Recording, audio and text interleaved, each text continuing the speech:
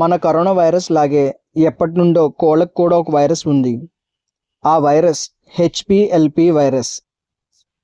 HP అంటే high pathogenic virus, LP అంటే లో ప్యాథోజెనిక్ వైరస్.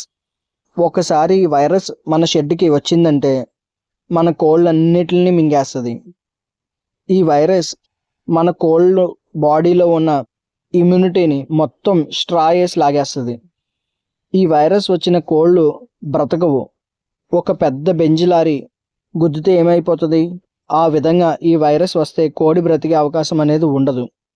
ఈ వైరస్ రాకుండా ముందు జాగ్రత్తగా ఏం చేయాలనేది నేను చెప్తాను. ఈ వ్యాక్సిన్ చేయించండి.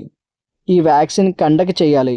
పెద్ద కోడికి అంటే 6 నెలలు దాటిన కోళ్ళకి 0.5 ml, చిన్న కోళ్ళకి 2 నెలల నుండి 6 నెలల లోపు ఉన్న వయసు ఉన్న కోళ్ళకి 0.25 ml చేయించండి.